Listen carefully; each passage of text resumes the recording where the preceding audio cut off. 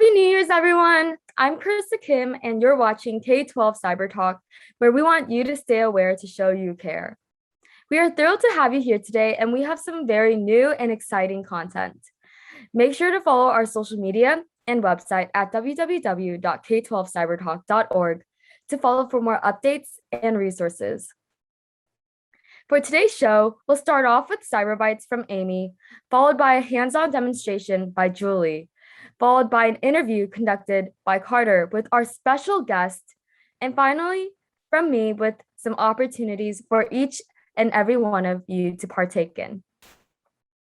Before we get started, I wanted to ask how everyone was doing and if any of you guys had any New Year's resolutions for 2020, if they were personal resolutions or even cybersecurity focused. Starting off with Carter. Thank you, Carissa. Well, I'm having a great start to the new year. Hope everyone can say the same. And my New Year's resolution is to get CompTIA Security Plus certified. I started studying last year, but I never scheduled my test. But this year, I'm resolved to do it, and I'm really excited. Amy, how about you? Thanks, Carter. I'm off to an okay start. My school is currently virtual, and that's always a bummer. My resolution is definitely not that motivational. I want to get at least 7 to 8 hours of sleep because I've been sleeping only like 5 to 6 hours these past months. And how about you, Julie? Thank you, Amy. One of my New Year's resolutions is to have my cybersecurity awareness booklet published. Wow, these are all such amazing resolutions. Carter, I definitely hope you get CompTIA Security certified. And Amy, I would say that the sleep resolution is still really important. I hope you get 8 hours of sleep. And Julie, I'm really excited for your book, and let us know when it gets published. We'll definitely make sure to give it a shout out at K12 CyberTalk.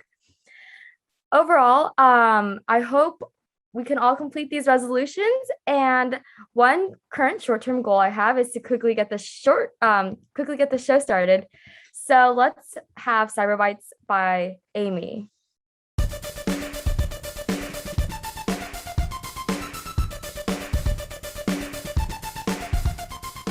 Hi guys, welcome to Cyber Bites. Here, we will be talking about current events in the cybersecurity world. On December 1st, the U.S. Department of Justice announced that they had caught and sentenced the last member of an international hacking group known as the Community, who was responsible for a SIM hijacking campaign that stole millions of dollars from its victims. Garrett Endicott, a 22-year-old resident in Missouri, was the 6th member to be arrested. He will spend 10 months in prison for being a part of the group, and he will need to pay $121,549 in restitution. The other members are Connor Freeman, Ricky Hand Schumacher, Colton Jurisic, Rayad Ghaffar Abbas, and Ryan Stevenson. SIM hijacking, which is also known as SIM swapping, is when a hacker/attacker takes control over their victim's phone number, which is a common cybersecurity weakness.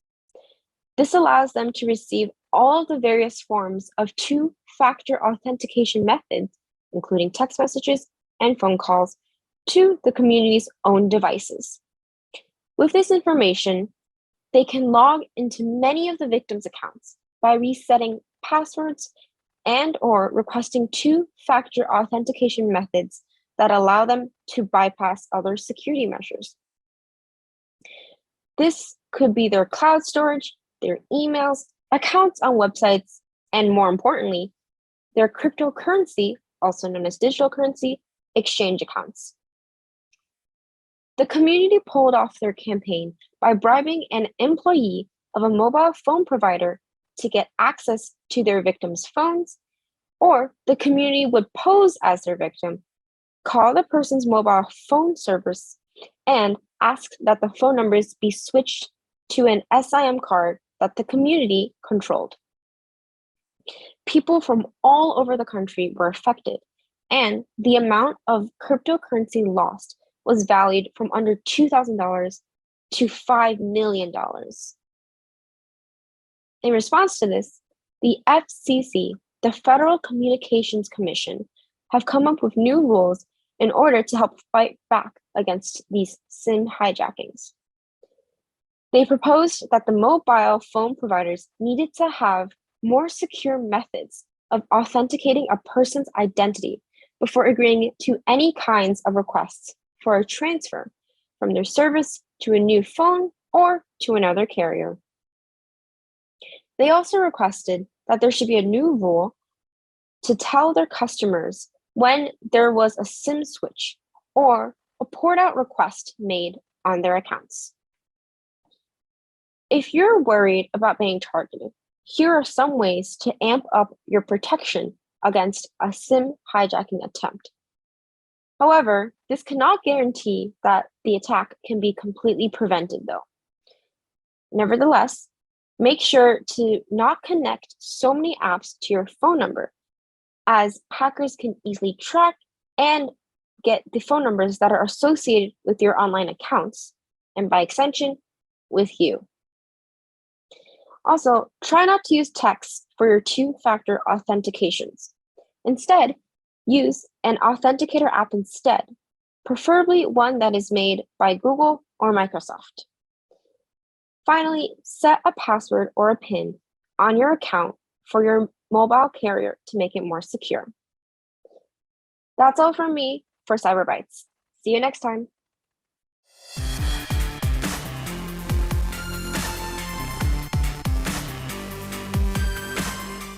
Hello, welcome to the Hands-on Technology segment. Today's topic is password protection. Passwords protect our online identity and safeguard personal information. In order to create a strong password, it should be long, complex, easy for you to remember, but hard for others to guess. A strong password contains a mix of upper and lowercase letters, numbers, and symbols. If you have multiple email and/or social media accounts, it's important that you change your password for each one of them. And every 3 months, your password should be changed in order to renew the security of your password. You should also never tell your password to anybody. You should only tell your password to a trustworthy adult, such as a parent or guardian. And here is an example of a tool created by security.org in order to test the security of your password. So this website, which is security.org/how-secure-is-my-password, is a site that will tell you how secure your password is. So an example of a password would be 123456. So if I type in 123456, it would say that this password would be cracked instantly, which goes to show that this is a weak password and you should not use any password like this or similar to this. An example of a password that would be stronger would maybe be a little bit more longer and maybe have some numbers included as well. And this would take a computer about 3 years to crack, which is still not as safe as it should be. But if we have a password that is around 16 characters or longer, and that has a mix of upper and lowercase letters, symbols, and numbers, then we'll see what the outcome is. So it'll take 1 tridecillion years, which is a very long time, which is good because this means your password is strong. But make sure when you find a password that's long, you should also make sure that it's easy for you to remember so you won't forget it. Passwords are really important for protecting our online identity and safeguarding our personal information. Passwords protect the information that's contained within our online platforms. And if we don't have strong passwords, hackers and other people that are trying to steal your personal information can take your personal information and really important financial information, credit card information, or personal information you don't want other people knowing. And when they have this information, they can steal money from you steal other things from you, and have access to information that they can use against you. And it's not good for your privacy, and it's not safe at all. So it's really important that we should have very strong passwords to protect what's contained within these platforms. That concludes this technology segment. Thank you so much for listening.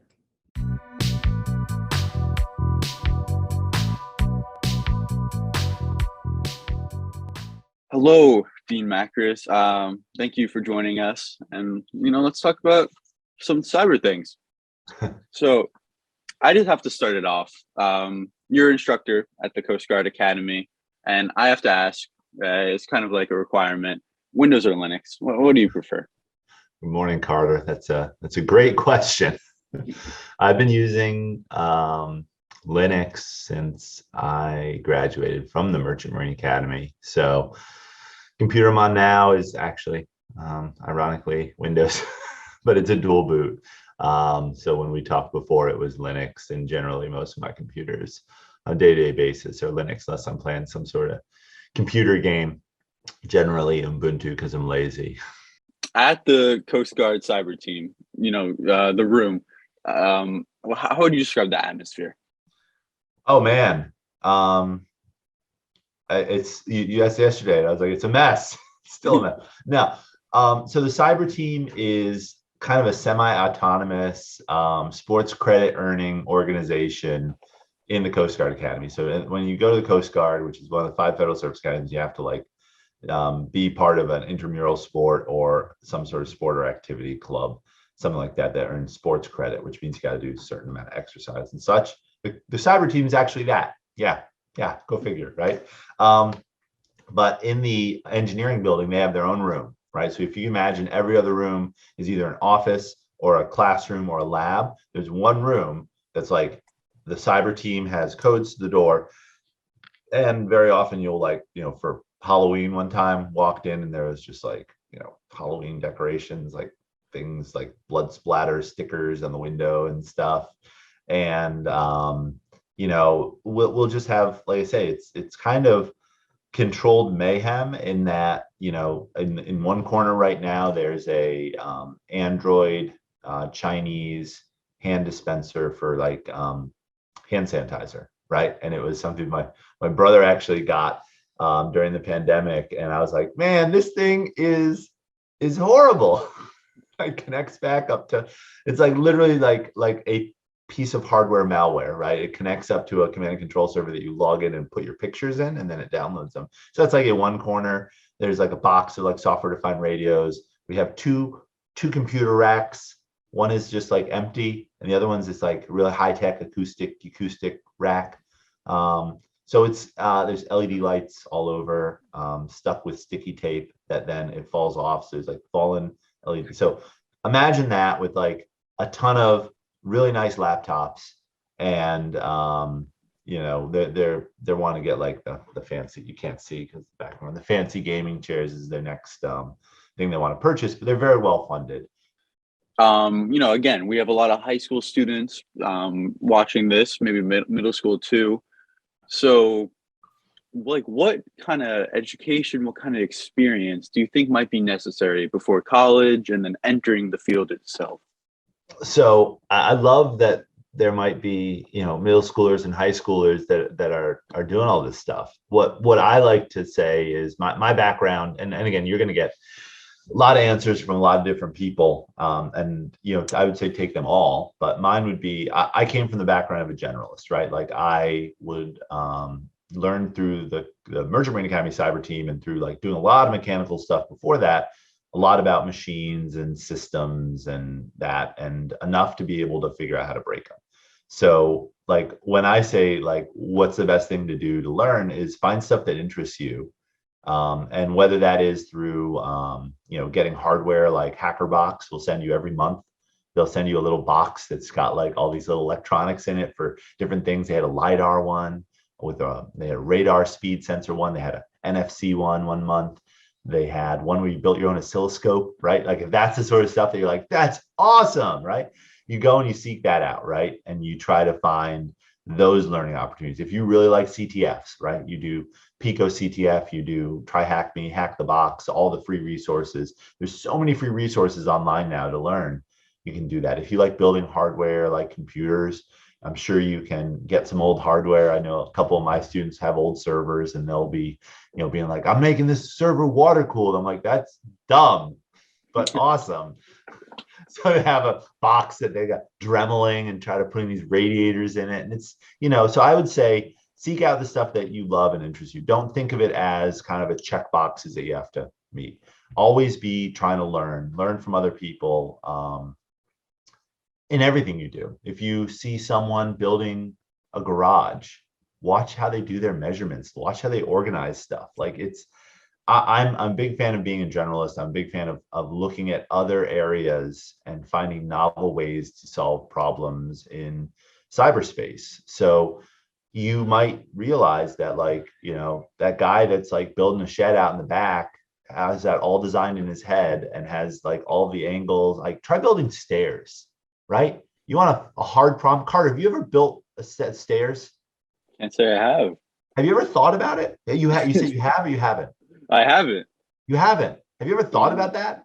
No. Like you got to find out how many stairs to make, right? And there's like a lot of constraints, right? Like you can't have a stair that's too deep or too narrow or too high or too low, and they all have to be the same, right? So it seems like a pretty easy thing to solve, right? Mm-hmm. I bet you could probably write a function for it, a stair function. There are computer stair solvers. But my point being is that there's lots of fun problems to think about all over. There's lots of fun things to see. How did old car fuel injection work before electronic fuel injection? Mechanical fuel injection. How'd that work? How'd they figure those problems out? And you look at how people solve problems before you, and it helps give you insight into how you can solve problems in the future. And I think that, if anything, building that operational experience, right? Being able to kind of go and just solve unique problems in different spectrums. We don't know what future problems are going to be like, right? That's, I think, one of the problems we fall into is that the same people that design the same challenges and the same, and they're like, oh, something else was discovered. Let's make a challenge about that. What we have to prepare ourselves for is being able to take a novel problem and solve it, not only with all of the stuff that's been done before. Like, I'm not saying we don't do that. I'm saying that's super hyper important, that we're going through and learning everything that's been done before, practicing our techniques and all those things. But I think we got to look at all sorts of different things in life. And when you're young, I think that's the time to do it. Do the hard stuff early, right? Like, don't shy away from the math. Do the math early, right? Hard things only get easier by doing more hard things, right? The harder things you do, they make those hard things look easier, right? So that's like, it's like lifting weights, right? Like, you're never going to lift really, really heavy weights unless you lift heavy weights before that, right?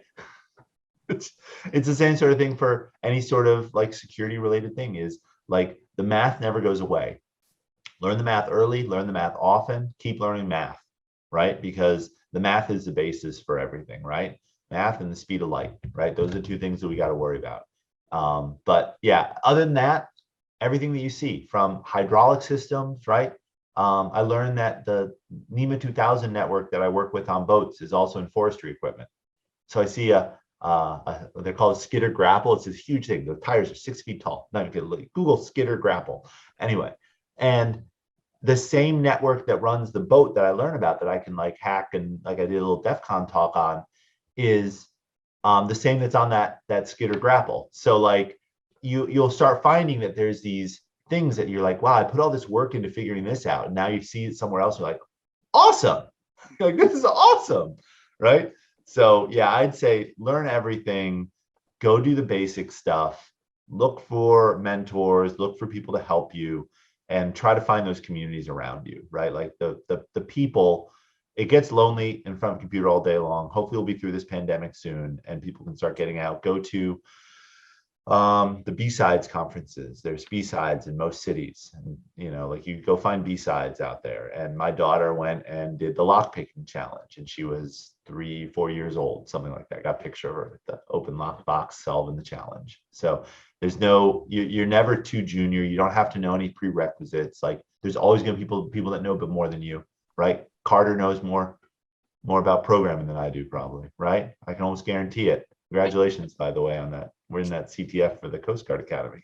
But yeah, I'd say if you do what you love, do that, do the hard stuff early, and then seek out, those things that really interest you and just dig into them and start learning more about it. Because if it's connected to a network, it's going to be hackable. And we want to get everyone beyond being just users of these systems. If you love designing chips, design chips. If you love soldering stuff, start soldering and desoldering things, decap chips. Like, there's so much that you can do that's taking everyone's skill set into account, right? Governance. If you love governance and policy, God bless you. There's so much governance and policy work that can be done. So I think that would be my final takeaway, is just know that, as long as you're doing stuff that you love, that interests you, don't be afraid to dig into the tech side. If you're artistic, more power to you. Like, go after it, because we need more artistic people in this industry. We do. Because we lack creativity, right? The attackers don't lack creativity, right? So we need all types. And I think that's just kind of I'm a big supporter of being a generalist. I'm a big supporter of everyone having the opportunity to learn. And, anything I can do, Carter, to help that, let me know, because I think this is a really important problem that we're going to deal with for years to come. And we need all of the hardest working, brightest people to be trying to solve a lot of these problems. Amazing. Well, thank you so much. Thank you.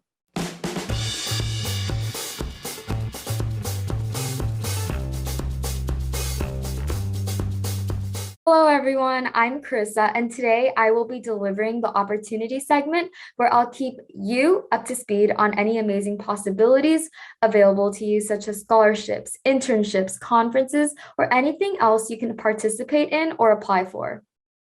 First off, we have an opportunities from B-Side San Francisco, which is a nonprofit organization dedicated to expanding the knowledge of information security, as they are hosting a 2-day open conference. The B-Sides SF conference is a source of education, cooperation, and ongoing discussion regarding information security. The dates for B-Sides SF 2022 is on June 4th through 5th. This conference will be in person, and tickets are currently on sale at B-Sides SF, so you can join this amazing security community for 2 days of learning and excitement.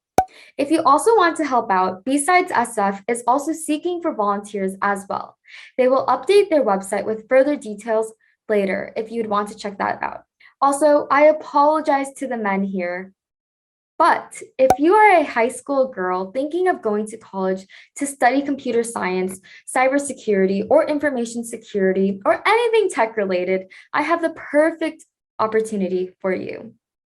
Monthly panels organized by women will discuss their experiences and answer questions from high school females participating in Code.org from Rewriting the Code, which is an organization focused on helping college women majoring in computer-related degrees.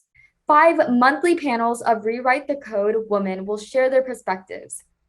Attend, educate, ask any questions, and get the inside knowledge from women who are breaking IT adventures. Make sure you register on rewritingthecode.org. The adjustment to college, internships, imposter syndrome, pay scales, gender gaps, and many more will all be discussed. They will be hosting 5 panels in total, and the first panel will be on January 26th, and the following dates will be listed here. Last but not least, our final opportunity is to apply for scholarships and participate in CyberStart America. You get free access to fun cybersecurity training games when you join CyberStart America. There are more than 200 interesting cybersecurity tasks where you may play as a cyber agent and solve cyber crimes using genuine cybersecurity tactics. You can acquire practical cybersecurity knowledge by learning Python programming, cryptography, Linux, and many more just by playing. You can also gain valuable industry experience by completing tasks based on real-world cybersecurity scenarios. Simply by playing, you can win life-changing prizes that will assist you in finding a rewarding profession. If you complete as many tasks as possible in CyberStart, you may also be eligible for scholarships from the National Cyber Scholarship Foundation. The National Cyber Scholarship Foundation is pleased to announce that in 2022, which is this year, they will provide more than $5 million in scholarships for advanced cybersecurity training. To find out more information, check out cyberstartamerica.org to register for free and apply for these amazing scholarship opportunities. Also, don't fret if you did not catch any of the links or information. There's no need to write everything down. As we live in a tech-dominated world, you can check out our blog posts at K12CyberTalk.org to see all the opportunities and information listed out so you can apply. Not only are the opportunities highlighted in our first blog post, but we will also have our Cyber Bites segment, the interview segment, and the tech corner as well too, all highlighted on our blog post. Good luck, and thank you for watching the very first show of our second season of K12 CyberTalk. Unfortunately, this is the end of the show, but we hope you enjoyed it. Our next show will be posted on K12CyberTalk.org, so make sure to stay tuned for that. Once again, thank you so much for watching, and we hope to catch you next time. Stay cyber safe, everyone.